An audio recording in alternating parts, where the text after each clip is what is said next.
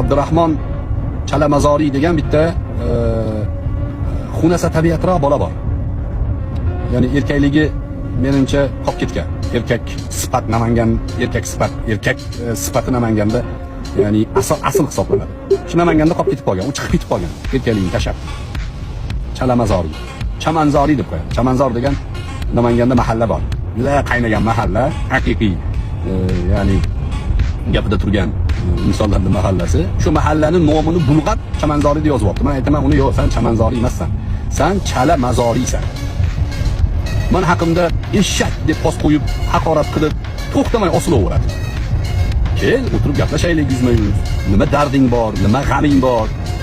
Kel, qani gaplashaylik-chi. Uzoqdan turib olib, ana Bahrom Bakirlarga o'xshab uzoqqa borib olib nima desalaring to'g'ri bo'lavermaydi-yu. Qarshingda turibdi, hali o'lmadi Abror Muxtarali. Kel gaplashaylik. Yo'q.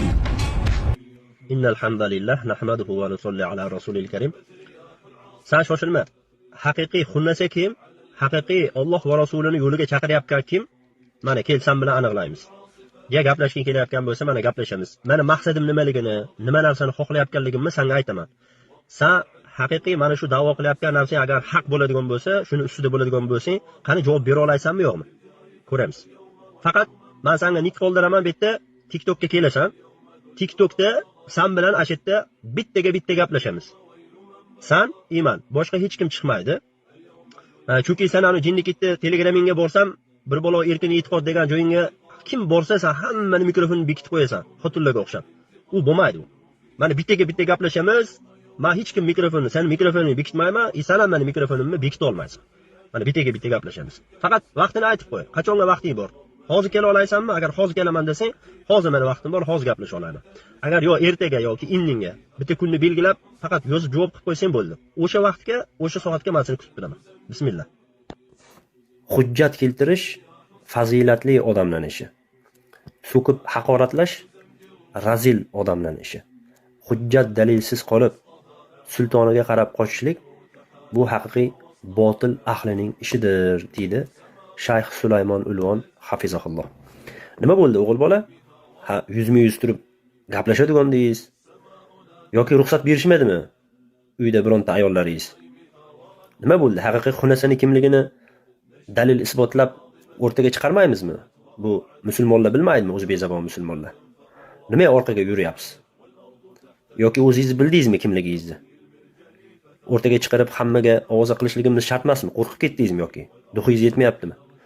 Nimaga siz men bilan shu qarama qarshi yuzma-yuz gaplashishlikka duxingiz yetmayapti-yu, qanaqacha siz men bilan yuzma-yuz ko'rishib real hayotda gaplashmoqchisiz? Yana bir o'ylab ko'ring. Bular rostdan harom odamlar.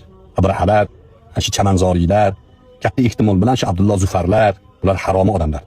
Bular halol odamlar emas. O'shaning uchun millatiga qarshi negativ fikrlarni qo'llab-quvvatlaydi. O'zining millatiga, o'zining xalqiga, ya'ni yaxshilikni ravo ko'radi. Sen haqiqiy inson qiyofasidagi shayton alayhilan ekansan. Sen isqat musir o'zing chiqib meni taklif qilding yuzma-yuz kelib gaplashishlikni. Men senga adres berib kel degan joyimda endi orqaga siyapsan sen. Sen erkak emassan, sen musirsan.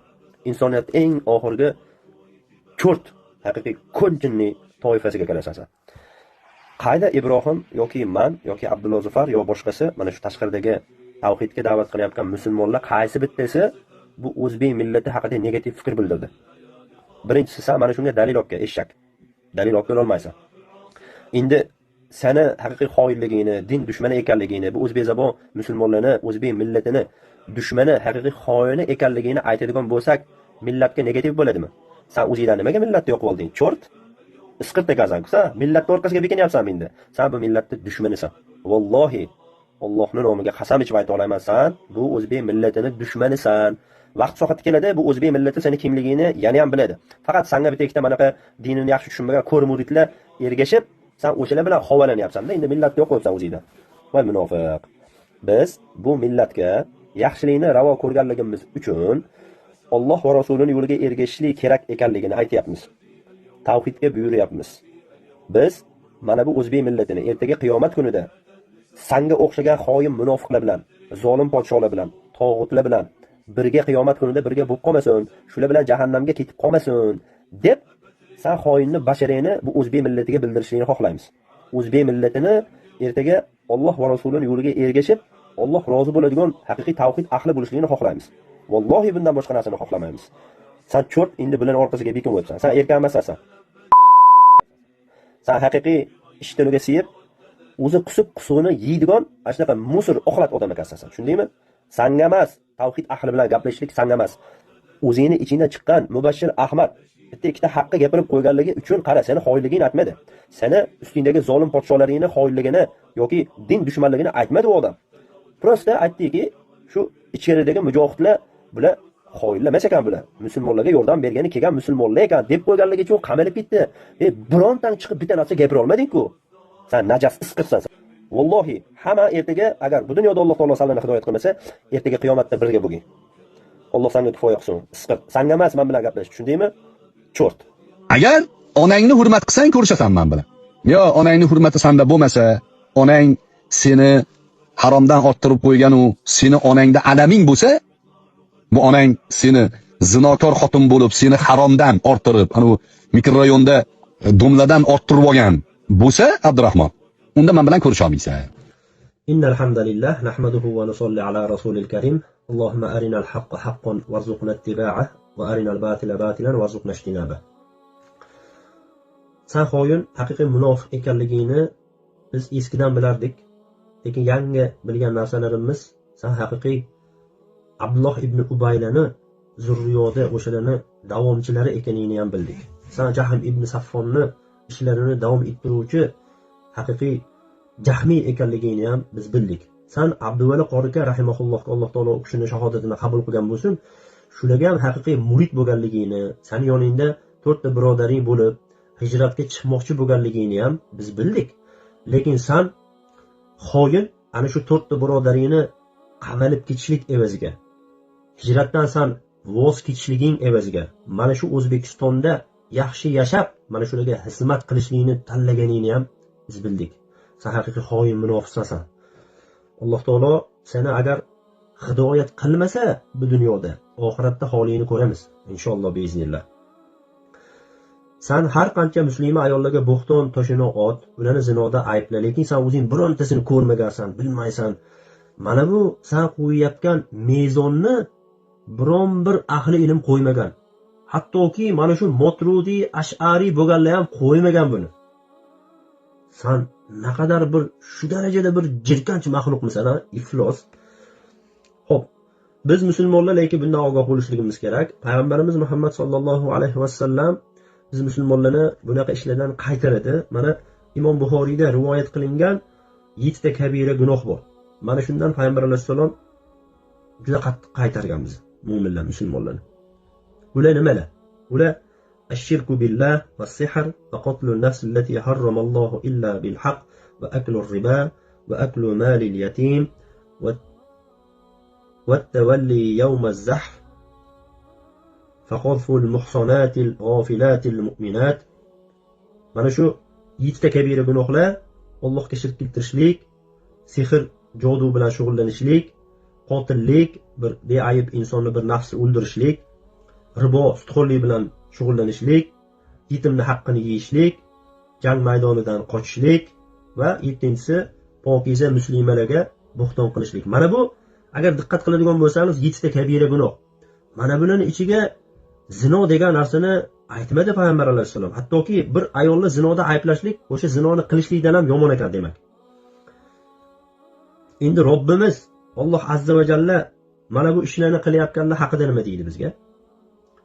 Nur surasining 23-oyatida Alloh azza va jalla aytadiki: "Innallazina yarmunal muhsanatil ghafilatil mu'minati yu'inu fid dunya wal akhirati va lahum azabun azim." Albatta buzuq niyatlardan bexabar pokiza muslima mu'mina ayollarni badnom qiladigan kimsalar dunyoda ham oxiratda ham la'natga duchor bo'ldilar. Ular uchun ulug' azob bordir. Mana shu tanimagan bilmagan ayollarni nohaq zinoda ayblashlik, mana bu insonni bu dunyoda ham la'natga duchor bo'lishligi, oxiratda ham la'natga duchor bo'lishligi, bu Allohning la'nati bo'ldi degani, bu tugadi degani, bu inson yo'q, pishdi. Shuning uchun bu ko'p narsalarni ko'rmaydi. Qarang, shuncha suhbatning ichida qilgan menga qilgan atvet qilgan videolarning ichida bironta bir oyat yoki bir hadis keltira olmaydi. Sen mana shu oyatga, hadisga zid ish qilyapsan degan narsa yo'q, aytolmaydi. Aytolmaysan ham sen eshak. Sanga emas aytishlik, tushundingmi? Sen kazyol ish bajaradigan bir yugurdasan, pampersasan, tushundingmi? Sen bilan bizni inshaalloh gapimiz tugadi. Lekin esingdan chiqarma. Bir din haqida bir noto'g'ri ma'lumot beradigan bo'lsan, Alloh taolo meni qodir qilgancha men to'g'risini aytishlikka, senga raddiya qilishlikka hamisha tayyorman. Inshaalloh biiznillah. Alloh taolo biz musulmonlarni sobit qilsin. Lekin sen bilan gaplashib o'tirishlikka vaqtni zoya bo'lar ekan. Bu gunoh bo'lsa kerak, Alloh alam. Chunki yaxshi ham men seni chaqirmaganman, chaqirishlikni ham xohlamaganman. Men chunki qancha inson bilan gaplashgan bo'lsang, shalliqlik qilib, xotinchalik qilganingni bilaman-da men. Bizi ustozlar, haqiqiy shu din yo'lida xizmat qilayotgan ustozlar san eshak bilan gaplashishlikdan qaytarishadi. O'shaning uchun o'zlari ham gaplashmaydi. San bechora iching qizib, nimaga men bilan gaplashmaydi deb qiynalib, o'lib ket. Mutubi hozirkum. Shundaymi senga? Xullas kalom, ana endi muridlaring har kuni yozardi menga. Telefon qilardi, kelardi, gaplashing. Men gaplashaman deb senga adres beruvdim. Sen cho'rt gaplasha olmasligingni, duxing yetmasligini mana alhamdulillah qo'limizda dalil hujjatlar bor. Endi muridlaring ham tilini qisib jim yuradi biiznillah. Biz Alloh azza va jalladan yer yuzini qaytida bo'lishligidan qat'iy nazar mana bu dinga, musulmonlarga yordam qilishlikda, g'am qilishlikda harakat qilayotgan barchasini, mazlumlarni haqqiga duo qilamiz. Alloh taolo ularni nimaiki niyatlari bo'lsa, niyatlariga yetkazsin. Lekin islom diniga dushmanlik qilayotgan eshak bo'ladimi, xo'tikcha bo'ladimi, boshqasi bo'ladimi, yer yuzini qaytida bo'lishligidan qat'iy nazar islomga dushmanlik qilayotgan, munofiq, xoinlik qilayotgan insonlarni Alloh azza va jalla birinchi o'rinda hidoyat qilsin. Agar hidoyatga loyiq bo'lishmasa, bo'ynalarini sindirib, qiyomat kunida mu'minlarga, musulmonlarga qalblarini xursand qilib, ularning holatini ko'rsatsin. ربنا واجعل لنا من لدنك وليا واجعل لنا من لدنك نصيرا والله غالب على أمره ولكن أكثر الناس لا يعلمون.